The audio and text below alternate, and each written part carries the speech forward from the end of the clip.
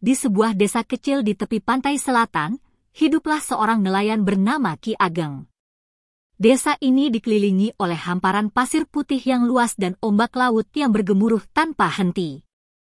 Penduduk desa sering mendengar cerita tentang kekuatan mistis laut selatan yang dipimpin oleh Nyi Roro Kidul, penguasa gaib yang disegani. Meski begitu, Ki Ageng tidak pernah benar-benar memikirkan legenda-legenda itu. Baginya, hidup adalah tentang bekerja keras sebagai nelayan dan menjalankan ibadah dengan sepenuh hati. Ki Ageng dikenal sebagai pria tua yang saleh. Ia selalu bangun lebih awal untuk salat subuh, membaca Al-Quran setiap pagi, dan berdoa sebelum melaut. Di bulan Ramadan, ia bahkan lebih rajin lagi. Setiap malam, ia berjalan kaki melewati pantai menuju masjid kecil di ujung desa untuk melaksanakan salat tarawih. Masjid itu terletak cukup jauh dari rumahnya, sehingga ia harus melewati jalur pantai yang sunyi dan gelap. Namun, bagi Ki Ageng, perjalanan itu bukanlah halangan. Ia merasa bahwa langkah-langkahnya di bawah sinar bulan adalah bagian dari ibadahnya kepada Allah. Namun, siapa sangka bahwa perjalanan rutinnya itu akan membawa Ki Ageng pada petualangan luar biasa yang melibatkan makhluk halus dan kekuatan mistis? Pada awal-awal Ramadan, semuanya berjalan normal. Ki Ageng berjalan kaki melewati pantai dengan damai, menikmati suara ombak yang memecah di kegelapan malam. Ia seringkali berhenti sejenak untuk membaca doa-doa pendek atau sekadar merenung sambil memandangi laut yang tak pernah tidur. Namun, setelah beberapa hari Ramadan, sesuatu mulai terasa aneh. Suatu malam, saat ia berjalan melewati pantai, tubuhnya tiba-tiba terasa lemas. Napasnya tersengal-sengal, seolah-olah ada beban berat yang menekan dadanya. Pikirannya juga dipenuhi oleh bisikan-bisikan tak jelas. Suara-suara itu terdengar seperti ombak yang bergemuruh, tetapi juga seperti suara manusia yang berbicara dalam bahasa asing. Awalnya, Ki Ageng mengira itu hanya angin laut yang bermain-main dengan pikirannya. Namun, semakin dekat ia ke masjid, gangguan itu semakin kuat hingga ia hampir tidak bisa melanjutkan langkahnya. Saat ia akhirnya sampai di masjid, tubuhnya gemetar hebat. Ia mencoba berkonsentrasi dalam salat, tetapi pikirannya terus melayang-layang. Bahkan, beberapa kali ia hampir kehilangan keseimbangan saat ruku dan sujud. Setelah salat usai, ia pulang ke rumah dengan perasaan cemas. Ia tidak tahu apa yang sedang terjadi padanya. Beberapa malam berikutnya, gangguan itu terus berlanjut. Bahkan, semakin parah. Suatu malam, ketika ia hampir menyerah dan memutuskan untuk tidak pergi ke masjid, ia mendengar suara halus yang berbisik di telinganya. "Jangan takut, hamba Allah.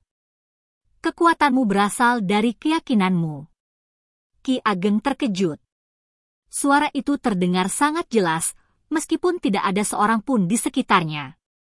Ia mencoba mencari sumber suara itu, tetapi yang ia lihat hanyalah ombak yang bergulung-gulung di bawah sinar bulan.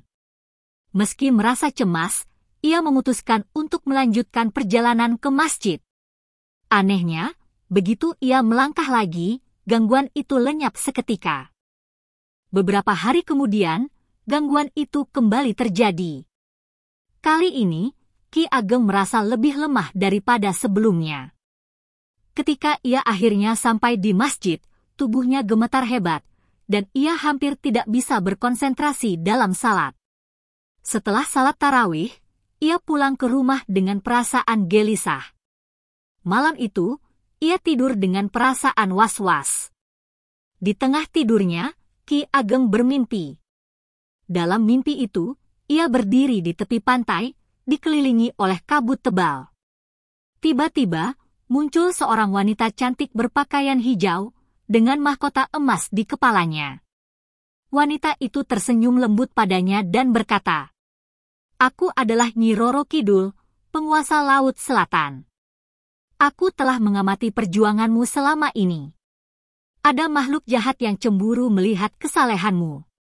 Mereka ingin menghalangimu dari ibadahmu karena mereka tidak suka melihat umat manusia mendekatkan diri kepada Tuhan. Ki Ageng terkejut, tetapi ia tetap tenang. Ia bertanya, "Kenapa Anda membantu saya, Paduka?" Nyi Roro Kidul tersenyum dan menjawab, "Karena aku menghormati mereka yang berusaha mendekatkan diri kepada Sang Pencipta. Aku akan memberikanmu perlindungan agar kamu bisa menjalankan ibadahmu dengan tenang. Namun, sebagai balasannya, aku meminta kamu untuk membacakan doa-doa khusus setiap malam di tepi pantai sebagai bentuk rasa syukur." Setelah berkata demikian, Nyi Roro Kidul memberikan sebuah jimat berbentuk kerang laut yang bersinar redup.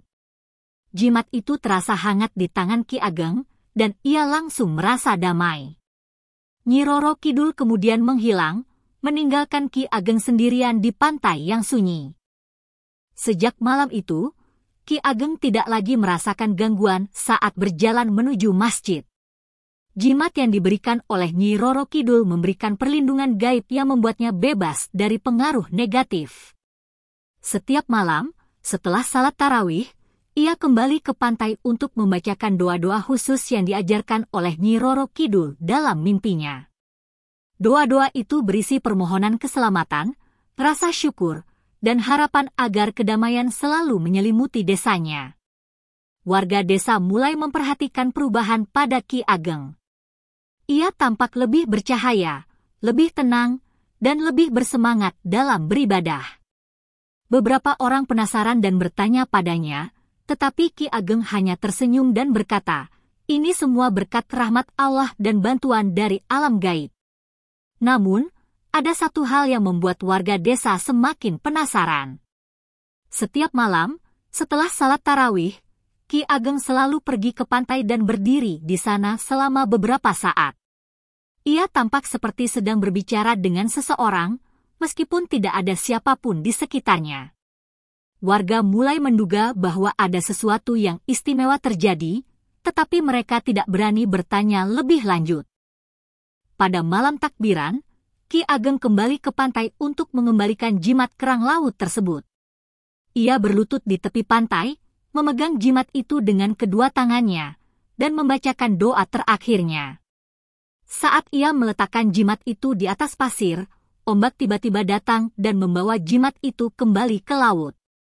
Di kejauhan, ia melihat kilatan cahaya hijau yang samar-samar, seolah-olah Nyi Roro Kidul sedang mengucapkan terima kasih.